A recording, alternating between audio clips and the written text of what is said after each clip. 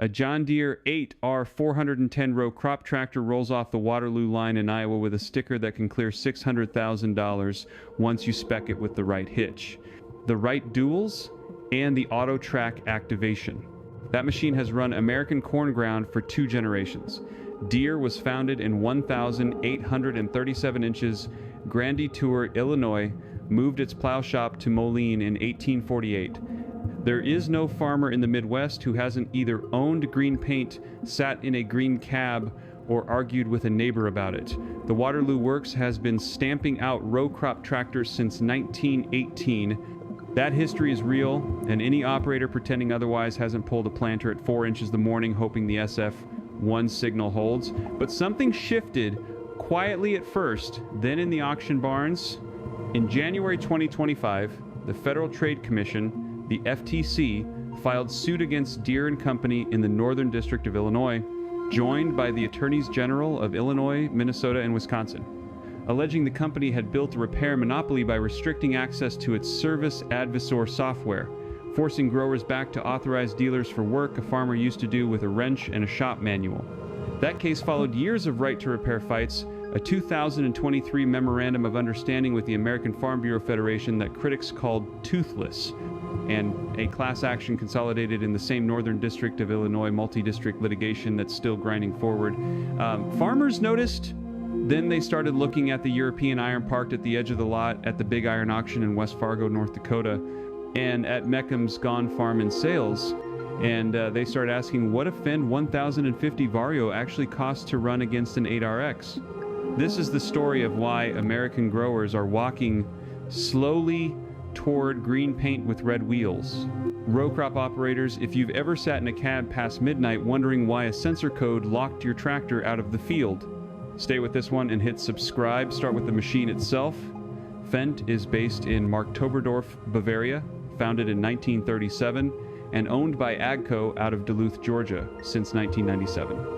The 1000 Vario series tops out with the 1050, rated at 517 horsepower from a MAN 12.4-liter inline 6, running a stepless Vario continuously variable transmission that Fendt has been refining since 1995, no gear hunting, no power split jerk under load. You set a ground speed, the transmission and engine find the cheapest fuel curve to hold it, and you pull. Operators who have run both will tell you the Vario gearbox feels like cheating on tillage because it never breaks torque. Claas, founded in 1,913 inches, Harsewinkel, Westphalia, sells the Xerion 5,000 inches, a similar weight class with a ZF Terramatic CVT. Deutz-Fahr out of Lauingen runs the 9 series with another stepless box. The Europeans have been building CVT tractors as their main line for nearly 30 years. Deere kept the E23 power shift as the default on the 8R and only offered the IVT as an upcharge. That gap matters when you're pulling a 24-row planter through variable ground at 6.5 miles an hour and trying to hold population. The CVT doesn't shift, it just delivers. Fuel burn on a Vario, measured against a comparable power shift on heavy tillage, has come in lower in independent European DLG power mix tests for years, and those numbers have started circulating on American farm forums. Then there's the cab.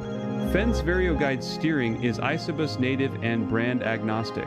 A grower can run a Mueller display, a Trimble receiver, a Topcon controller, a Horsch drill, and the tractor talks to all of it without a dealer unlock. That's the part that stings. Now drop into the seat. 6 inches the morning, late April, central Illinois, ground temperature finally above 50. The grower climbs into a Fendt 942 he picked up used through a dealer in Indiana, started by Kyle Bauer with about 380 hours in the block. The cab is quieter than the 8R he traded. The armrest joystick on a Vario is the same logic across the whole Fendt range. So once you learn the 700, the 900 and the 1000, he sets the headland management, drops the planter, and pulls. No hunting. No downshift bark when he hits the heavy clay corner by the creek. The seat itself, the Evolution Active, rides on a dynamic suspension that European operators have been bragging about for a decade. After 10 hours, his lower back isn't barking. After 14, he can still feel his hands That body memory is what sells the second tractor. It's never the brochure. It's the way a hip feels at the end of a 16-hour day. Whether the grower wakes up at 5 the next morning ready to do it again, or moving like someone twice his age. Operators in their 50S and 60S making equipment decisions for the next decade are paying attention to that. There's another piece of the physical story.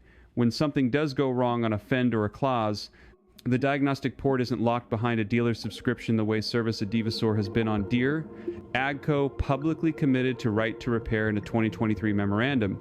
And while the implementation isn't perfect, the European philosophy out of Mark Toberdorf and Harsewinkel has always leaned toward the operator owning the machine after the check clears. A grower can pull codes with a laptop, he can swap a sensor, he sourced himself, he can keep planting while the rain window holds. Instead of sitting on a loader bucket waiting for a service truck out of a regional dealer 2 counties over, which brings us to the room where the decision actually got made.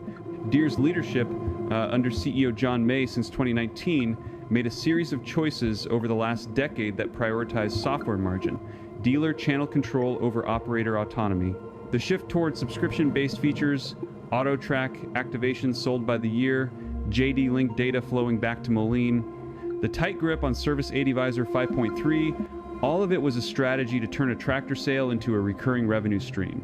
From a Wall Street seat, that's textbook.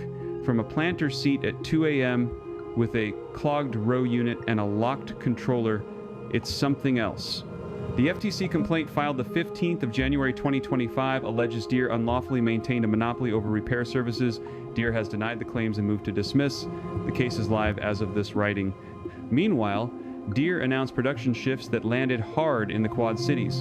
In 2024, the company moved some skid steer and compact track loader production from Dubuque, Iowa to Ramos, Mexico, and announced layoffs at Waterloo, East Moline, and the Davenport Works. The United Auto Workers, who struck Deere for 35 days back in 2021 and won a contract that made national news, watch the offshoring announcements with the kind of quiet anger that doesn't make press releases but does make farm decisions. Growers in Iowa and Illinois know those plants. They know people who work there. When the company that built its brand on Moline heritage starts moving iron to Mexico while raising list prices and locking down repair, the loyalty math changes. AGCO, by contrast, expanded its Jackson, Minnesota facility, where Fendt tractors are assembled for the North American market alongside Massey Ferguson and Challenger machines. That plant has been growing since AGCO took it over in the early 2000s. The Fendt Lodge Customer Experience Center opened there in 2017. Dealers like Heritage Tractors competitors, including independent AGCO dealers across the Corn Belt, have been picking up growers who showed up just to look and left having price to trade. Used Fendt values at auctions run by Steff's Group out of West Fargo. At Big Iron's, online sales have held strong, which is the other thing operators watch. A tractor that holds value at 5 years old is the tractor a banker will finance. Claas runs its North American Combine plant in Omaha, Nebraska, opened in 2000, and the Lexion Combine has quietly taken share from the S-Series. X-Series Deere combines in specific regions, particularly among growers running both small grains and corn who value the APS hybrid threshing system. Claas tractors are imported, but the dealer network has been building. New Holland out of Turin, Italy, and now part of C&H Industrial, runs the T8 and T9 series against Deere's 8R and 9R, assembled in Racine, Wisconsin. Even the Italian and German DNA in C&H's high horsepower lineup pulls from a different engineering culture than Deere's. None of this means Deere is finished. The 8RX with tracks is still one of the most capable row crop tractors built. The S780 Combine is still a benchmark in corn. The dealer network from C&B operations to RDO, equipment to Sloan Implement is deep, well capitalized, and isn't going anywhere. A grower in western Iowa who buys green trades every 3 years on a See & Spray Ultimate equipped sprayers, getting real technology that nobody else quite matches yet. The Exact Emerge planter row units are still excellent. Starfire receivers still work. The brand isn't broken, but the monopoly is cracking. The FTC suit, the class action in the Northern District of Illinois, the offshoring at Dubuque, the locked controllers, the subscription creep. The simple fact that a Bavarian tractor built in Marktoberdorf since 1937 now pulls a planter through Illinois clay without asking permission from a dealer in Moline, all of it adds up to a choice American growers didn't used to have to think about, now they do. The tractor that wins the next decade in the Corn Belt won't be the one with the prettiest cab, it'll be the one that lets the operator finish the field. Row crop operators, if this matched what you've been feeling in the seat, subscribe and stay with the channel, because that feeling in the seat is where this story actually lives. It isn't in a press release out of Moline or a quarterly earnings call where executives talk about precision ag revenue per acre. It's in the moment a grower in Hardin County, Iowa, watches a yellow warning triangle light up on a command center display at 11:40 at night, 20 acres from the end of a soybean field, and knows the dealer's after-hours number rings to a voicemail until 7 a.m. It's in the moment a custom harvester in Sumner County, Kansas, on day 19 of a wheat run that started in Texas, has to decide whether to wait 6 hours for a technician to drive out from Wichita to clear a fault code. Risk pulling the head and limping the combine to the next field. Those moments compound. They build a memory. And memories are what eventually move a $750,000 purchase decision from green to red or green to blue, green to whatever color the salesman from Fendt is wearing when he shows up with a demo unit, a USB stick full of telematics data the customer actually owns. Consider the timeline more carefully, because the shift didn't happen overnight. AGCO acquired Fendt in 1997 for roughly 250 million Deutsche Marks. For nearly 2 decades, the brand was a curiosity in North America, too expensive, too European, parts too far away. That began to change around 2017, when AGCO opened the Jackson, Minnesota facility to begin assembling Fendt 1000 series tractors with horsepower ratings from 396 up to 517 for the North American market.